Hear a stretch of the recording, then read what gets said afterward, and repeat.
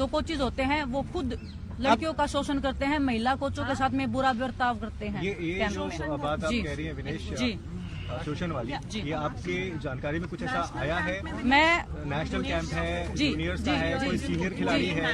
National camps में जो coaches होते हैं सभी कोच नहीं है उसमें, लेकिन कुछ कोचेज हैं जो फेडरेशन के खास हैं, जो खुद शोषण करते हैं, महिला कोचों के साथ में गलत व्यवहार करते हैं। उसकी मैंने आवाज उठाई है इस बार, और उसके बावजूद भी वही चीफ कोच नेशनल कैंप में लगाए गए हैं।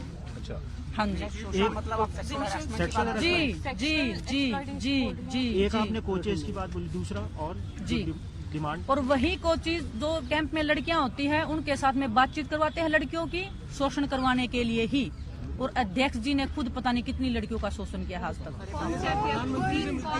आप खुद कह रहे हैं कि उन्होंने सेक्सुअल हैरेसमेंट आप किया। बहुत सारे जो स्पोर्ट्स जर्नलिस्ट हैं उनको पता है, उनके पास कोई प्रूफ नहीं है, कोई बोल नहीं पाता है। बहुत सारे जर्नलिस्ट लोगों ने मैं बोला है जी सेक्सुअल हैरेसमेंट जी। जो कोचेज होते हैं जो हमारे वुमेन्स कैंप में, उनमें से कुछ कोचेज, सभी नहीं है, महिलाओं के साथ भी और लड़कियों के साथ भी, और वही लड़कियों से बात करवाते हैं और फिर अध्यक्ष जी उनके साथ में शोषण करते हैं। और पता नहीं हजारों लड़की, हजारों तो नहीं बोलूं मैं, 100 लड़कियां, और मैं यहाँ पे जो लोग लड़कियां बैठी हैं उसमें से 1-2 लड़की के साथ भी ये घटना हुई है जी। यहाँ पे जो बैठी है जी जी जी पहले क्यों नहीं आवाज उठी जी। इस बात? आप कितने पावरफुल लोग हैं जी, भाई आप कितने पावरफुल लोग हैं। बताया कि आज मैंने बोला है, मेरे को नहीं पता कल मेरी लाइफ रहेगी नहीं रहेगी।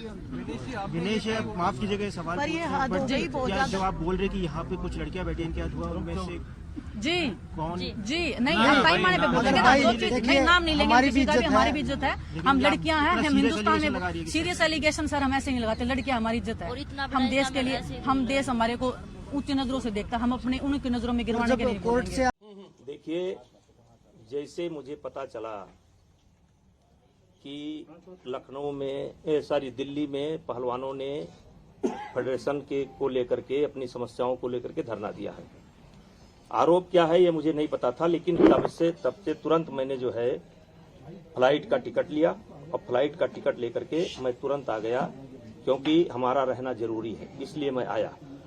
सबसे बड़ा जो आरोप विनेश ने लगाया है, क्या सामने कोई है? मैं कहना चाहता हूं कि सामने कोई है कि जो कह दे कि फेडरेशन ने कभी किसी खिलाड़ी का शोषण किया हो? क्या सामने नहीं होना चाहिए कोई? सामने तो होना चाहिए, कोई तो होना चाहिए सामने, कि सांसद जी ने, ब्रजभूषण सिंह जी ने, फेडरेशन के जो अध्यक्ष हैं, उन्होंने फला खिलाड़ी का शोषण किया है। सामने होना चाहिए, नहीं होना चाहिए? ब्रजभूषण जी, लेकिन उनका ये साफ साफ कहना है ठीक कि है, आप फेडरेशन के अधिकारी के साथ 2 घंटा लगेगा तो 2 घंटा बैठूंगा। नहीं बिल्कुल, लेकिन एक करके आराम से पूछ रहे, कोई वो नहीं जी, है जी। ब्रजभूषण जी। लेकिन उनका ये भी कहना है कि जिस तरीके से यौन शोषण के आरोप न सिर्फ आप पर और फेडरेशन के अधिकारियों पे हैं, उनका ये कहना है कि फेडरेशन जो है वो कायदे और कानून से नहीं चल रही है, उसमें कई खामियां हैं स्पोर्ट्स कोड को लेकर, इसीलिए आपको इस्तीफा भी दे देना चाहिए, आपको पद से हटाया जाना चाहिए। एक सवाल रखिए कोई, जैसे हमने अभी चलते चलते पढ़ा कि चीफ कोच का भी नाम लिया गया है कि वो भी पसंदीदा खिलाड़ियों का शोषण करते हैं। हमारे लिए कहा गया कि लखनऊ में कैंप इसलिए लगाया जाता है कि खिलाड़ियों को घर बुलाया जा सके। मैं जेड श्रेणी सुरक्षा प्राप्त आदमी हूं, और मैं अपने घर पर स्वयं नहीं रुकता हूं। मेरा घर वहां से 120-30 किलोमीटर है, मेरा घर है लखनऊ में, लेकिन मैं यदा कदा साल में 1 बार या 2 बार रुकता हूं। और सबसे बड़ी बात यहां है, अन्यथा मत लीजिएगा, एक शेर बोलना चाहता हूं कि इसीलिए तो डगर डगर बदनाम हो गए मेरे आंसू, इसीलिए तो नगर नगर बदनाम हो गए मेरे आंसू, मैं उनका हो गया कि जिनका कोई पहरेदार नहीं था। मैं कमजोर जो राज्य हैं, जो कमजोर राज्य के खिलाड़ी हैं, मैं ये पूछना चाहता हूं कि ना आप नेशनल लड़ोगे, ना आप ओपन नेशनल लड़ोगे, ना आप ट्रायल दोगे। ट्रायल भी आप चाहते हैं कि सारे खिलाड़ियों का ट्रायल हो जाए, फिर जो खिलाड़ी उसमें जीतता हो उससे आपका अकेले ट्रायल हो जाए। तो जो गार्जियन अपने बच्चों को लेकर के रात दिन मेहनत करते हैं और रात दिन उनके पीछे लगे रहते हैं, तो वो भी तो ओलंपिक के ही उम्मीद से खेल रहे हैं, वो भी तो वर्ल्ड ही खेलना चाहते हैं, वो भी तो एशिया खेलना चाहते हैं। और अगर इतनी दिक्कत थी फेडरेशन से, तो 10 साल से ये दिक्कत क्यों नहीं हुई? दिक्कत तब होती है जब फेडरेशन एक नियम बनाती है। फेडरेशन एक नियम बनाती है। दुनिया के कई देशों का हम लोगों ने अध्ययन किया। अध्ययन करने के बाद एक नियम बना। पहले हमारे यदा कदा खिलाड़ी ओलंपिक के लिए क्वालिफाई करते थे, और ये कोटा व्यक्ति का नहीं होता है, देश का कोटा होता है। और पहले हमारे यहाँ की पॉलिसी थी कि जो खिलाड़ी सेलेक्ट होकर के आएगा वही खिलाड़ी ओलंपिक में जाएगा। इसी बात को लेकर के नरसिंह यादव और सुशील का एक प्रकरण आया था, लेकिन कोई ऐसा नियम नहीं था कि जिसको हम लोग ट्रायल करवा सकें, और इसलिए सुशील और नरसिंह का ट्रायल नहीं हो पाया क्योंकि ऐसा नियम नहीं था। इस बार ओलंपिक के बाद हम लोगों ने महसूस किया, दुनिया के कई देशों का हम लोगों ने अध्ययन किया, और अध्ययन करने के बाद ये निकाला कि ओलंपिक में अगर कोई खिलाड़ी कोटा लेकर के आता है तो पहले जो देश के खिलाड़ी हैं उनके बीच में एक ट्रायल होगा, फिर जो देश को जीतेगा उससे ओलंपिक के जो क्वालिफाई करके आए हैं उनके बीच में एक कुश्ती होगी। अगर ओलंपियन जिसने क्वालिफाई किया है अगर हरा देगा तो उसका कोटा पक्का माना जाएगा। अगर बाई चांस वो खिलाड़ी हार जाए, तो उसको 15-20 दिन के बाद एक मौका और मिलेगा। यानी कि नया खिलाड़ी अगर आएगा तो उसको 2 बार जिसने कोटा लिया है उसको हराना पड़ेगा, और जो खिलाड़ी सेलेक्ट होकर के आया है एक कुश्ती केवल जीत लेगा।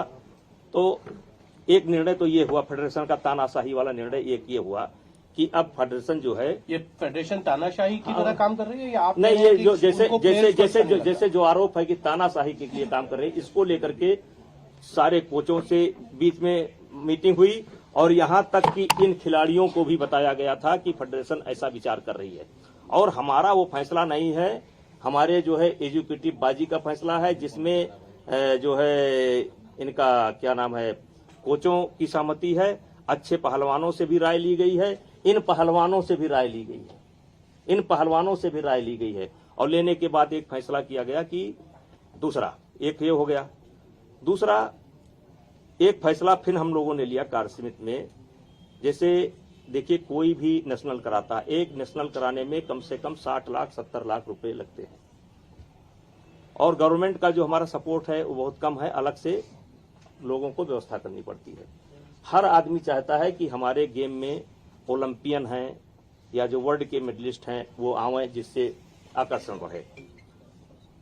अब ये जो खिलाड़ी हैं जो आज बैठे थे, ये आने के बाद ना तो ये एक नेशनल लड़े हैं और ना ये एक ओपन नेशनल, तब से आज तक ये एक कंपटीशन भी देश के अंदर नहीं लड़े हैं। देश के अंदर इन्होंने एक भी कंपटीशन नहीं लड़ा है, और तब हम लोगों ने सहमति से ये फैसला किया, जिसमें गवर्नमेंट को भी विश्वास में लिया कि आपको कैंप में आना है तो आपको नेशनल लड़ना पड़ेगा। और फिर बात हुई कि कुछ खिलाड़ी हैं जैसे कि वो नहीं, चलो इस साल नहीं लड़ पाए, कुछ ने ये कहा कि हम जान नहीं पाए, हमको पता नहीं था कि फेडरेशन ने ये नियम बना दिए, जान नहीं पाए। तो हम लोगों ने सरकार से कहा कि आपके ये टॉप के खिलाड़ी हैं, आप टॉप से इनका खर्चा दे दीजिए और इनका नाम हम डाल देते हैं। नाम हमने डाला भी, क्योंकि एक तरफ सरकार का दबाव है कि 4 खिलाड़ी ही कैंप में रहने चाहिए। तो 4 खिलाड़ी जो नेशनल जीत करके आए हैं, ये बता रहे हैं कि बार बार हमको वजन तोड़ना पड़ता है, तो बार बार आपको वजन तोड़ना पड़ता है, तो जो खिलाड़ी जीत करके आए रहे हैं उनको भी तो वजन तोड़ना पड़ता है। वो भी तो ओलंपिक का सपना देख रहे हैं, वो भी तो वर्ल्ड का सपना देख रहे हैं। ये सारी शिकायत आपको इसी समय आकर के मिली। कोई फेडरेशन के पास कोई इनका लेटर हो, कोई पत्र हो, कोई कि मिले हो, आकर के शिकायत किया हो। अभी बजरंग पूनिया 1 हफ्ता पहले आए थे, मिल करके गए कि हमको कोई दिक्कत नहीं है। अभी साक्षी मलिक मिल करके गई, कहीं हमको कोई दिक्कत नहीं है। साक्षी मलिक ने कहा कि हमको ट्रायल में परमिशन दे दीजिएगा, हमने कहा ट्रायल में परमिशन दे दिया जाएगा। तो मैं देश सुन रहा है इस समय मुझे गौर से, तो मैं कहना चाहता हूं कि अब जैसे एक आरोप ये भी है कि पहले हरियाणा की 2 टीम लड़ती थी, अब हरियाणा की 1 टीम लड़ती है। तो देखिए, हरियाणा की 2 टीम लड़ती थी, ये सत्य है, और 2 टीम हरियाणा की नहीं लड़ती थी, 2 टीम लड़ती थी। जो फर्स्ट स्थान प्राप्त करती थी उसकी भी 2 टीम लड़ती थी, जो सेकंड आती थी उसकी भी 2 टीम लड़ती थी, जो तीसरे स्थान पर रहते थे उनकी भी 2 टीम लड़ती थी। हम लोगों ने महसूस किया इससे नागालैंड है, मिजोरम है, आसाम है, बंगाल है, जो कमजोर राज्य हैं उनके खिलाड़ियों को मेडल नहीं आ रहा है। बिहार है, झारखंड है, झारखंड को तो आ जाता है, कमजोर राज्य है, तो वो इतने दिन से गेम कर रहे हैं तो उनका भी तो मेडल आना चाहिए। इसलिए जनरल बॉडी की बैठक हुई, सबसे राय ली गई और तय किया गया कि अब कोई किसी प्रदेश की 2 टीम नहीं होगी, 1 टीम होगी। अब यहां पर सवाल उठता है कि हरियाणा की भी 1 टीम और मणिपुर की भी 1 टीम। तो हरियाणा हमारे लिए गौरव का विषय है, विशेष करके खेल में। आज देश को जो सम्मान मिल रहा है वो हरियाणा की वजह से मिल रहा है, तो हरियाणा का नुकसान ना हो। अगर हम 1 खिलाड़ी ही हरियाणा का लड़ाएंगे तो इसका मतलब कि हमने हरियाणा के साथ पक्षपात किया, क्योंकि दूसरा लड़ ही नहीं पाएगा। तो उसके लिए हमने ओपन नेशनल की व्यवस्था की कि अब कितना ही खिलाड़ी जाकर के लड़ सकता है। और मैं आपको बता देना चाहता हूं कि फर्स्ट नेशनल जब मैंने कराया तो 61% मेडल केवल हरियाणा के गए हैं, 61% मेडल। 39% में पूरा देश है, 61% में, तो ये हरियाणा का भी नुकसान नहीं हुआ। अब उनके खिलाड़ी आ गए, उनको भी हम कैंप में लेते हैं, उनको भी हम ट्रायल का मौका देते हैं।